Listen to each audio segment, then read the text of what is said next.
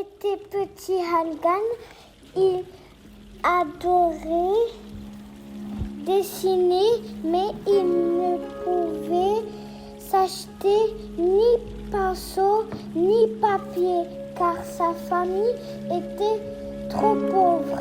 Afin de gagner un peu d'argent, il aidait ses parents.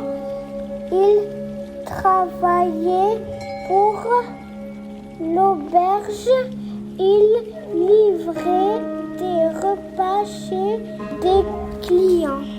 Un jour, Hangan livra un repas chez le célèbre peintre Wang Wei. Au moment de repartir, il vit de beaux chevaux derrière la maison et ne put s'empêcher de les dessiner sur le sable. Intrigué, Wang Wei s'approcha et regarde attentivement le dessin, puis il dit à Hangan de revenir le voir le lendemain. Le lendemain, Wang Wei avait préparé pour Hangan des papiers, des couleurs, des pinceaux et un peu d'argent. Ceci est pour toi. Pour que tu puisses peindre autant que tu voudras. Le cœur de Hangan se gonfla de reconnaissance. Hangan dessinait de l'aube au coucher du soleil. Il aimait par-dessus tout dessiner les chevaux. Et toujours, il voulait qu'ils aient l'air le plus vivant possible. Il était si doué que quelques années plus tard, l'empereur qui avait beaucoup entendu parler de lui le fit venir au palais afin qu'il entre à l'académie des peintres officiels. À l'académie, Hangan refusait de s'exercer en imitant les œuvres des anciens, comme le lui demandait son professeur. Il ne voulait peindre que des chevaux. Et bizarrement, il les peignait toujours attachés. Pourquoi représentes-tu toujours tes chevaux attachés ? Lui demandèrent un jour ses camarades.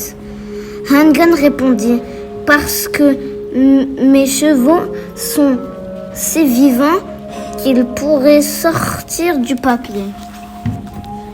Alors, on commença à raconter des choses de plus en plus étranges sur les chevaux de Hangan. Quelque temps plus tard, au plus profond d'une nuit silencieuse, alors que Hangan travaillait chez lui, un grand guerrier vint le voir. Ma visite doit rester secrète, dit le guerrier. L'ennemi est à nos portes, je dois partir me battre demain. J'ai entendu dire que tes chevaux étaient plus vrais que nature. On raconte même que ton pinceau magique peut les rendre vivants. Pourrais-tu faire apparaître pour moi le plus fougueux et le plus vaillant des coursiers ? Je peux essayer, répondit Hangan. Hangan se mit à dessiner avec toute son âme, mais le cheval qu'il peignait ne prenait pas vie. Continue, il le faut, insista le guerrier. Je suis désolé, dit Hangan. Ce dessin ne vaut rien. Autant le jeter au feu. Mais à l'instant où il jeta le papier, un fabuleux coursier jaillit d'entre les flammes.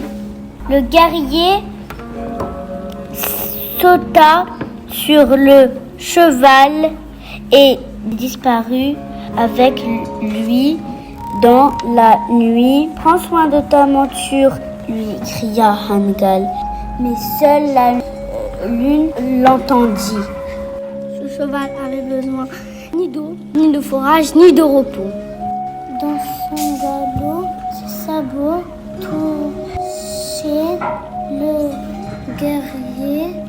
Lui ne s'était jamais senti aussi puissant.